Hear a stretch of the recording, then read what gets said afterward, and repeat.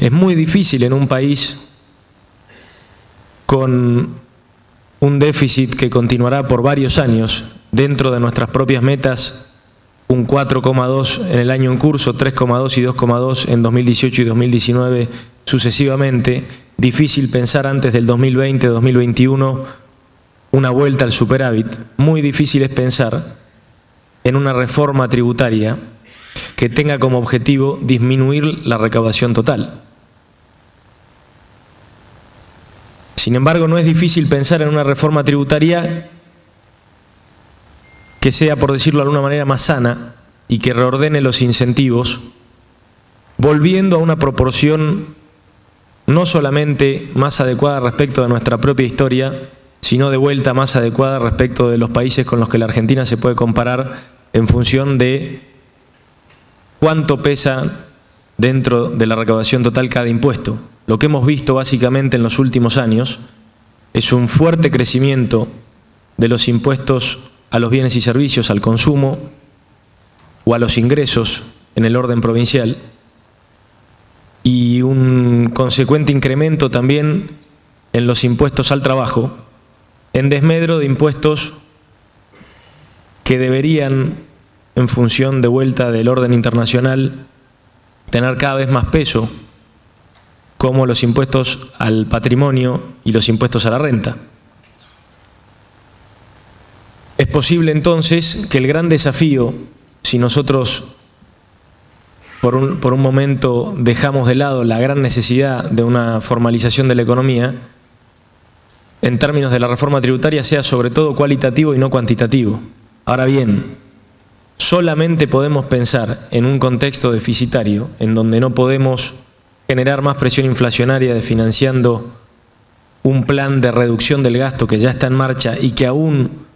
con éxito seguirá contando, como decía antes, con 4 o 5 años más de déficit.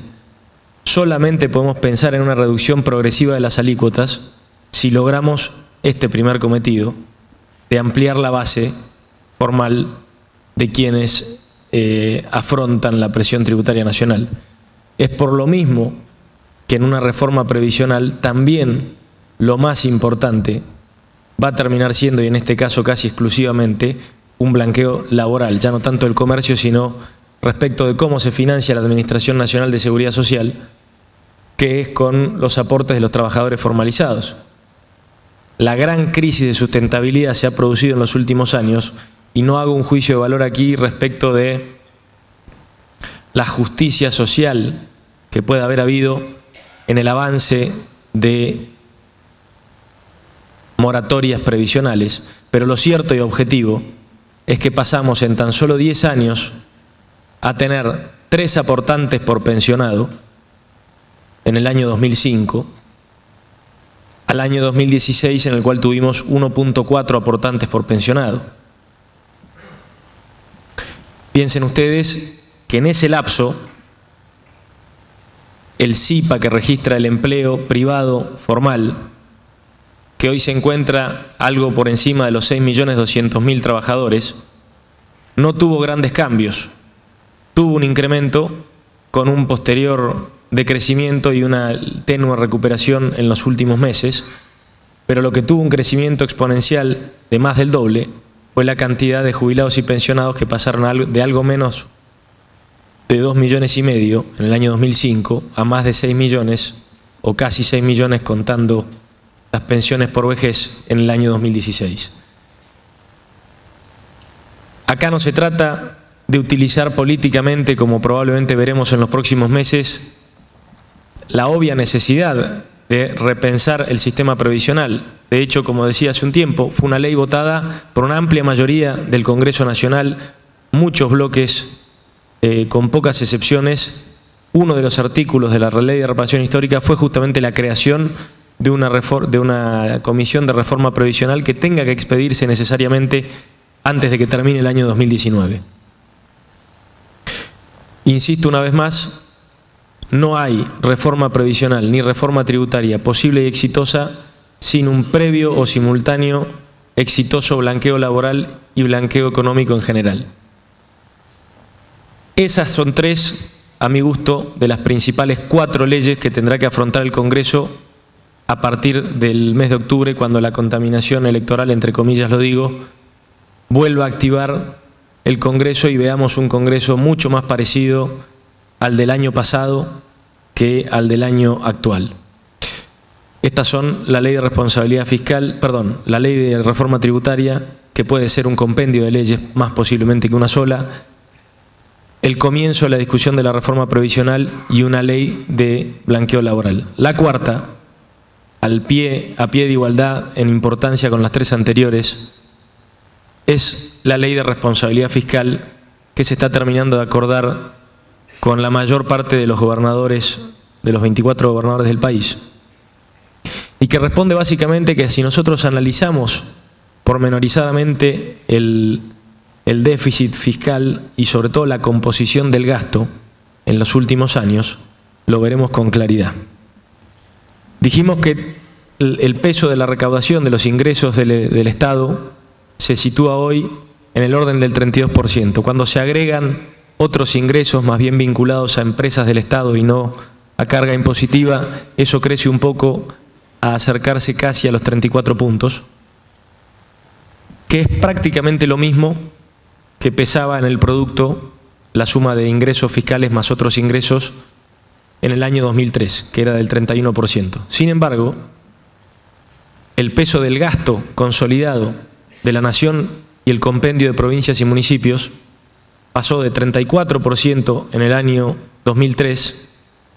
al 42,2% del producto en el año 2015.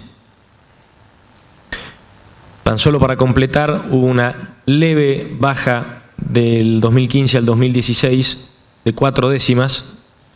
para situarse en 41,8, lo cual en realidad representa un esfuerzo mucho mayor que 4 décimas porque la economía se contrajo.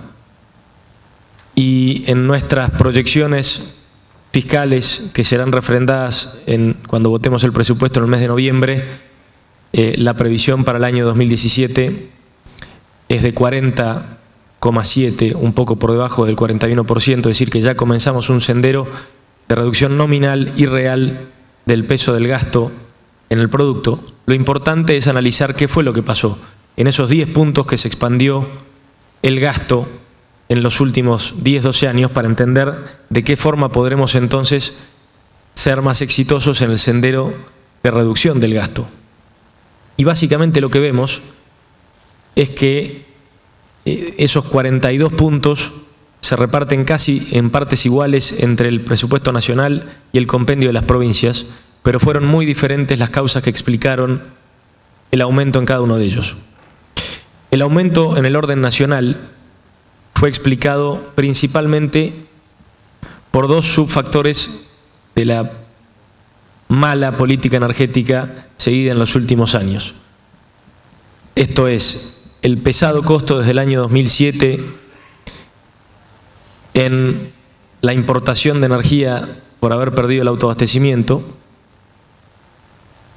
y el muy relacionado y muy pesado y creciente costo en subsidios a la energía y aquí también al transporte, que terminaron representando de los 5,4 puntos sobre los 10 que creció el gasto, 5,4 creció el gasto nacional. De esos 5,4, 3,6 fueron explicados por el crecimiento en los subsidios a la energía y al transporte. De los otros casi 5 puntos que creció el gasto, que corresponde al conglomerado de provincias y municipios, casi 4 puntos de esos 4 largos fueron explicados por el crecimiento en la planta de personal, que casi se duplicó en el compendio de provincias y municipios en los últimos 12 años, escondiendo una falencia de la creación de empleo privado con lo que muchos llaman el desempleo oculto en la administración pública, pero que también, por supuesto, representa una reestatización de varios servicios y empresas en el mismo lapso de tiempo. Y aquí es donde se vuelve verdaderamente importante esta cuarta ley de la que hablábamos hace un rato, que es la ley de responsabilidad fiscal, que básicamente lo que hace es plasmar en el Congreso un compromiso mutuo entre la Nación y las 24 provincias de congelar en términos reales el gasto corriente, dejando por supuesto como único driver de crecimiento del gasto el gasto que contribuye al crecimiento económico y que estamos empezando a ver crecer con satisfacción y supongo que Ricardo, que viene después de nosotros, ahondará más en el tema, que es el asociado al gasto de capital, tanto a nivel nacional como a nivel provincial. Pero es sin duda esta ley de responsabilidad fiscal, que tiene que ser votada en simultáneo al presupuesto, un gran desafío para la Argentina que debe ser mantenido. Y aquí la importancia, y con esto termino para guardar algo para las preguntas, aquí la importancia del Congreso que estamos viendo desde diciembre del 2015. Hace escasas semanas tuve también el agrado de participar en el Congreso del IAEF en la ciudad capital, y ahí lo pude hacer, es una lástima que no lo podamos haber replicado aquí en Córdoba, junto a Marco Labaña y a Diego Bocio. Son dos diputados que sin duda también pertenecen a un recambio generacional que tiene muchos valores en común a pesar de la adversidad partidaria, pero lo que allí quedó plasmado, y hubiera sido interesante poder trasladarlo aquí, pero que además se nota en el Congreso, tal vez no ahora,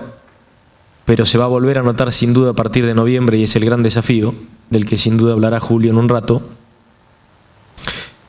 es que lo importante que todas estas leyes que suenan y que verdaderamente son fundacionales, no estarían exentas del fantasma del péndulo argentino, que tan bien conocemos todos aquí, de los zigzagueos y los recálculos permanentes en la política en general y en la política económica en particular de los sucesivos gobiernos, si no fuera porque lo garantiza un Congreso en minoría, que refleja posiblemente las diferentes expresiones políticas que explicarán los próximos 20 años de gobiernos en la Argentina. Posiblemente veamos algún que otro mandato más de un gobierno asociado a Cambiemos, pero sin duda la alternancia volverá a llegar en algún momento, y es muy posible, casi inevitable, que ese recambio surja o de alguna variante del Partido Justicialista, que hoy predomina con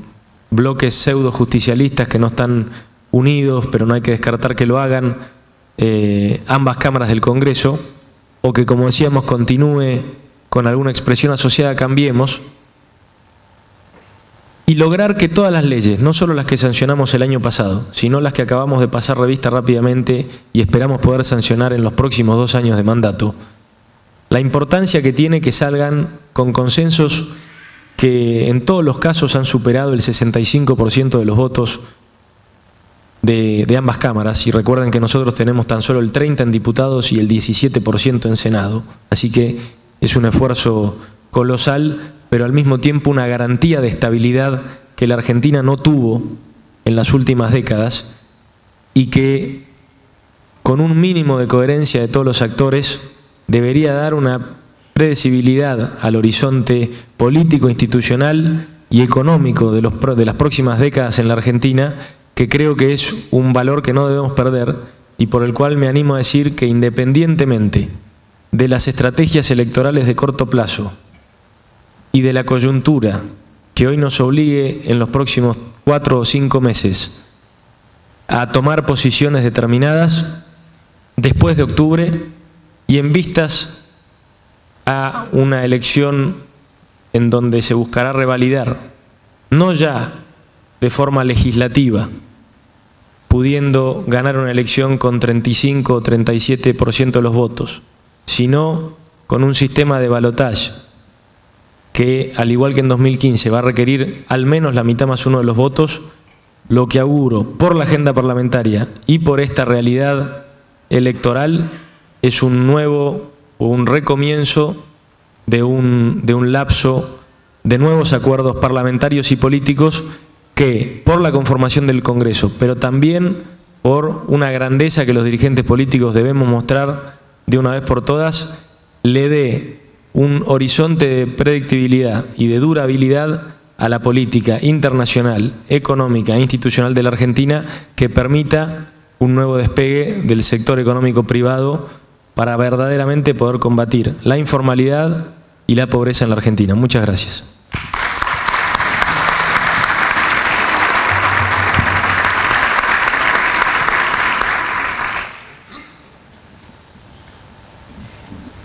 Bueno, hace 2 días mandé una nota a un diario y el editor me dijo: yo te la publico, pero es demasiado pesimista. Bueno, digo, dámela que la reviso, pero hoy lo escuché a Artana y me pareció que al lado de él yo soy optimista, así que estamos en una coyuntura difícil. Yo voté a Mauricio Macri y tengo 75 años, estuve participando de aquel abrazo Perón-Balbín, donde se sumaba Frondizi, la Democracia Cristiana, donde había un espacio de unidad que, digamos, se terminó la fractura, vino mal, la violencia ganó. Quizás lo peor es cómo de esa etapa hemos hecho una deformación en la memoria. Se pareciera que porque la dictadura fue nefasta, la guerrilla fue lúcida. Lo nefasto de la dictadura está fuera de discusión, la lucidez de la guerrilla no estuvo nunca. O sea, hay que hacer una autocrítica sobre aquella violencia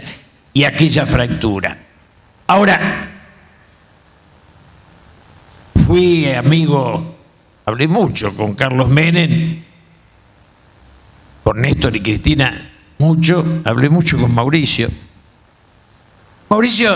tuve almuerzos con él y Hugo Moyano, con él y Aldo Piñanelli,